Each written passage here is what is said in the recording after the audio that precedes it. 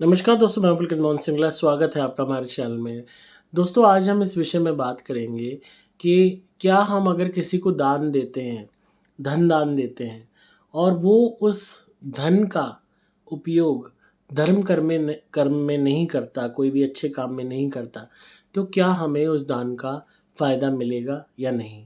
दोस्तों, बहुत लोग ये सवाल करते हैं क्योंकि वो बहुत बड़े-बड़े गुरुओं को दान करते हैं, बहुत जगह कथा भागवत होती है, वहाँ दान करते हैं।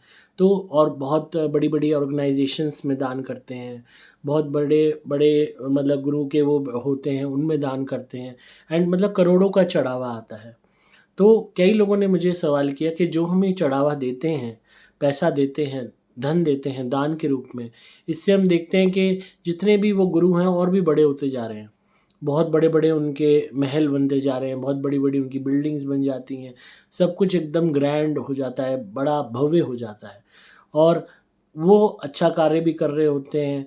पर अगर वो अच्छा कार्य नहीं कर रहे या हमारे दिए हुए धन को पूरी तरीके से धर्म कर्म में नहीं लगा रहे या अपने ऊपर खर्च कर रहे हैं, जैसे बहुत जगह देखने को मिलता है, कोई गुरु बहुत बढ़िया महँगी गाड़ी में घूम रहा है, कोई गुरु विमान से बिज़नेस क्लास में फ़ॉरेन कंट्री जा रहा है, कोई गुरु बहुत बड़े महल में रह रहा है, कोई गुरु बहुत बड़ी बिल्डिंग बना रहा है, कोई गुरु बहुत बड़ा एक मंदिर बना रहा है या कोई भी अन्य कोई कार्य कर रहा है, कोई भी गुरु एक्स वाई ज़ेड कोई भी हो सकता है वो। पर अगर आपने ₹100 दिए और वो ₹100 में से अगर आपको लगता है कि सिर्फ़ ₹50 धर्म कर्म में यूज़ हो रहे हैं और बाकी 50 उस गुरु के निजी खर्चों में यूज़ हो रहे हैं, उसकी निजी ऐश में यूज़ हो रहे हैं, तो क्या आपको पूरे दान किए हुए ₹100 का अच्छा फल मिलेगा या ₹50 का मिलेगा? बहुत लोगों ने सवाल किया क्योंकि चाहे आपकी अमाउंट छोटी है, कोई ₹10 चढ़ा रहा है दान पात्र में, कोई ₹100, कोई ₹500, कोई हज़ार भी, बाजे-बाजे लोग 5,000, 10,000, 20,000 भी चढ़ा देते हैं। बहुत लोग लाखों करोड़ों का चढ़ावा चढ़ा देते हैं। तो मेन चीज़ क्या है? इस चीज़ को समझने की ज़रूरत है कि क्या वो आपको बेनिफिट दान देगा कि नहीं। बहुत इंटरेस्टिंग आज का टॉपिक है। दोस्तों, अगर आप खुद की मर्ज़ी से किसी को दान दे रहे हो ये कहते हुए या गिफ्ट के तौर पे किसी को पैसा दे रहे हो कि ये मैं पैसा तुम्हें दे रहा हूँ या दे रही हूँ, तुम इस पैसे से जो मर्ज़ी करो, ये तुम्हारा है। चाहे तुम इससे एन्जॉय करो, चाहे तुम इसको आग लगाओ, चाहे तुम इसको धर्म कर्म में यूज़ करो, चाहे तुम इससे अपने लिए कपड़े लाओ, चाहे तुम अपने पर्सनल यूज़ में खर्च करो। तुम्हारी दिए हुए प्रवचन से, तुम्हारी सुनी हुई कथा से, तुम्हारी वीडियो से, तुम्हारे किसी भी चीज़ से मैं बहुत प्रभावित हूँ, बहुत खुश हूँ या तुम्हारे किसी भी सत्कर्म से प्रभावित हूँ और तुम्हें गिफ्ट के रूप में मैं ये दे रहा हूँ या दे रही हूँ और तुम जैसे मर्ज़ी यूज़ करो। तो एक अलग बात हो जाती है, एक अलग अच्छी पॉज़िटिव भावना हो जाती है कि आपने किसी को गिफ्ट दिया, चाहे वो एक किसी ऑब्जेक्ट के रूप में दिया, धन के रूप में दिया, ये आपकी विलिंग इच्छा थी, उससे आपने दिया और वो सामने वाले के ऊपर है कि ये वो उससे कैसे यूज़ करे। दूसरी एक भावना होती है कि आपको ये सपना दिखाया गया कि जो आप धन मुझे दोगे, इससे मैं करोड़ों लोगों को खाना खिलाऊँगा या इस धन से मैं करोड़ों विकलांगों को, लाखों विकलांगों को की सेवा करूँगा या इस धन से मैं गरीब लोगों के लिए घर बनाऊँगा या मैं इस धन से बहुत सारे लोगों का इलाज कराऊँगा। अगर इस तरीके की आपको सपना दिखाया जाता है और उस धन को उस कार्य में यूज़ नहीं किया जाता है और अपने पर्सनल कार्य में यूज़ किया जाता है, अपने आप को पर्सनली अमीर बनाने में किया जाता है और बहुत कम पोर्शन उस अमाउंट का खर्च होता है जो भलाई का काम है उसके लिए, बाकी 70% अमाउंट खुद के लिए यूज़ होती है। तो उस इंसान को तो पाप चढ़ेगा ही क्योंकि उसने जिस रीज़न को देके आपसे पैसा दान में माँगा, उस कारण में, उस कार्य में उसने उस धन को यूटिलाइज़ नहीं किया। तो वो एक भार के रूप में, एक ऋण के रूप में उस पर्टिकुलर गुरु पे तो चढ़ेगा ही चढ़ेगा और वो ऋण उसको चुकाना होगा ना जाने कितने जन्म भिखारी बन के। क्योंकि इस जन्म में वो आपसे दान ले रहा है। दान कौन लेता है? भिखारी लेता है। भीख कौन लेता है? भिखारी लेता है। तो वो आप दे रहे हो और वो उसका आपको एक कॉज़ बोल रहा है कि मैं इतने अंधों को खाना खिलाऊँगा या मैं इतने विकलांगों की सेवा करूँगा या मैं इतने गरीबों को अपलिफ्ट करूँगा या मैं इतनी गरीब लड़कियों की शादी कराऊँगा और वो उस कार्य में से बहुत कम परसेंटेज कर रहा है या नहीं कर रहा या नहीं कर रही, तो ऐसे में वो ऋण उन पे चढ़ा, वो कई जन्मों तक भिखारी बनेंगे उस ऋण को जब तक वो नहीं चुका देते, क्योंकि जिस पर्पस के लिए उन्होंने पैसा लिया उसमें खर्च नहीं किया। साथ में आपका नुकसान क्या होगा कि जिस पर्पस के लिए आपने एक पॉजिटिव भावना के लिए दान दिया कि हाँ इस पैसे से अंधों को भोजन कराया जाएगा, या मेरे इस पैसे से जानवरों को भोजन कराया जाएगा, या मेरे इस पैसे से जानवरों का इलाज कराया जाएगा, या मेरे इस पैसे से गरीब लोगों को घर मिलेगा, या मेरे इस पैसे से इतने बच्चों की स्कूल की एजुकेशन होगी।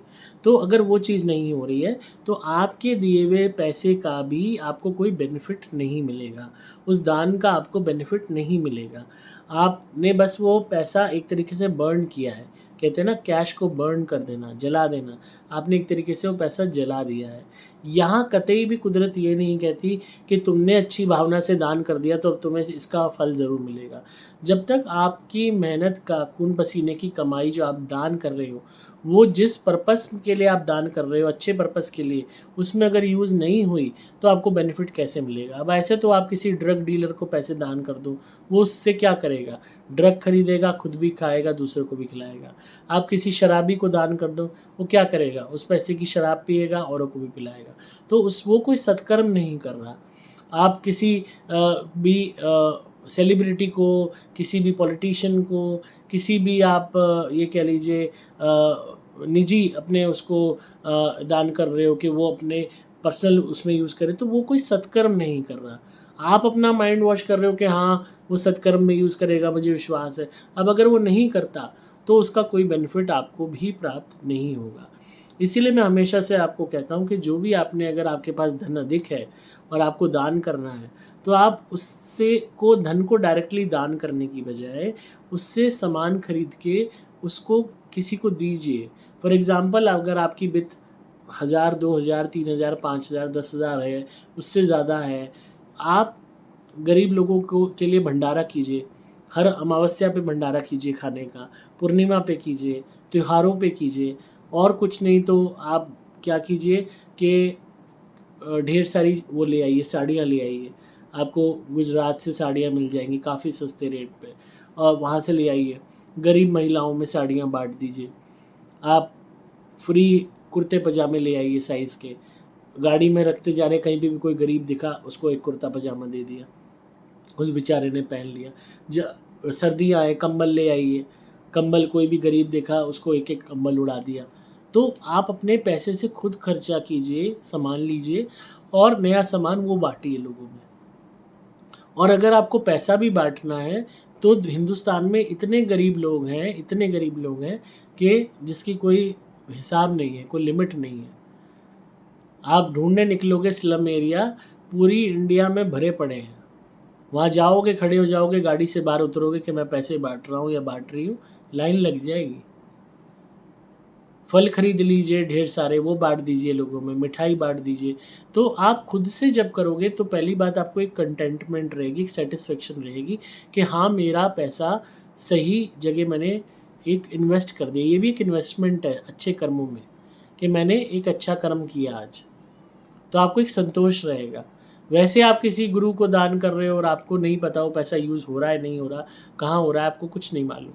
आप खुद से कुछ भी दान कर रहे हो खुद से, वो एक आपको पॉजिटिविटी दे रहा है कि आपने किसी आपको आपके घर में मेड आती है, और वो आप इतना तो रिलेशन बन ही जाता है कि पता लग जाता है कि भाई इसके क्या प्रॉब्लम है। अगर वो बातों बातों में कहे कि बेटी को ये प्रॉब्लम है, इसको ये प्रॉब्लम है, किसी का ऑपरेशन होना है, पैसे नहीं हैं, या वो होना है, तो ऐसे में आप उसको मदद कर दो पैसे की, उसका ऑपरेशन करवा दो, दवाइयाँ खरीद के दे दो, उसको राशन दे दो खरीद के। तो जब करने पे आओगे तो थोड़ा एफर्ट करो खुद से कि हाँ मुझे बाहर निकल के करनी है हेल्प लोगों की। ये मत करो कि हाँ आपने पैसा दान कर दिया, छुट्टी, हमारा पीछा छूटा, और आप अपने पीठ थपथपा रहे हो कि अब तो हमारा मोक्ष की सीट पक्की है। अगर वो पैसा उस गुरु ने इस्तेमाल में नहीं लिया, या कोई एनजीओ भी कह लो, अगर वो एनजीओ आपके पैसे को, जिस कॉज के लिए आपसे पैसा ले रहा है, उस पैसे को उस कॉज में यूज़ नहीं करता, तो आपको कोई बेनिफिट नहीं मिलेगा। उसको पे तो ऋण चढ़ेगा, जो भी उस एनजीओ का मालिक होगा, जो भी वो पैसा खाने वाले लोग होंगे, वो तो भिखारी बनेंगे ही हर जन्म में, जब तक कि वो ऋण नहीं चुका देते। पर आपको भी उस सत्कर्म का कोई बेनिफिट नहीं होगा। आप मर के जाओगे, अगर आपको बुरी योनि मिली तो आप भगवान से सवाल करोगे कि एक आत्मिक रूप में प्रेत योनि में अगर आप गए तो भी आप कहोगे मैंने तो पूरी ज़िंदगी करोड़ों रुपए दान करे, बड़े बड़े गुरुओं के आश्रमों में करे, मुझे क्यों दुख मिल रहा है, मैं क्यों प्रेत बना फंसा हुआ हूँ। क्योंकि आपने लॉजिकली माइंड अप्लाई नहीं किया, आपने बस पैसा पकड़ा दिया, ये आपने नहीं देखा वो कहाँ गया है। तो इस बात को समझिए कि अगर आपको वाकई में कुछ सत्कर्म करना है तो खुद आपको कंस्ट्रक्टिव एफर्ट्स करने पड़ेंगे। आप बड़े बड़े गुरुओं को देखते हो, बहुत बड़ी बड़ी महंगी महंगी गाड़ियाँ, बड़े बड़े बंगले, खूब अय्याशी ऐश की ज़िंदगी, हर वक्त उनकी ऐड आ रही है, हर वक्त उनका प्रचार चल रहा है, बड़ी बड़ी जगहों पे वो इंटरव्यू दे रहे हैं और वो क्लियर बोलते हैं कि सारा पैसा दान का है, हमारे पास अपना पैसा कुछ भी नहीं है। तो जब सारा पैसा दान का है तो जो इंटरव्यू हो रहे हैं वो भी उस दान के पैसे से हो रहे हैं, जो महंगी गाड़ी आ रही है वो भी उस दान के पैसे से आ रही है, जो फॉरेन कंट्री की ट्रिप हो रही है वो भी उस पैसे से हो रही हैं, बड़ी कोठियाँ खड़ी हो रही हैं उसी पैसे से हो रही हैं। तो आप तो उस व्यक्ति विशेष को अमीर बनाने में लगे हुए हो, तो आपको कहाँ से इस सत्कर्म का फ़ायदा मिलेगा। तो इस बारे में सोचिए ज़रा, और दान अगर आपको करना है तो दिल से कीजिए, खुद से कीजिए, किसी गरीब की ज़िंदगी बदलिए।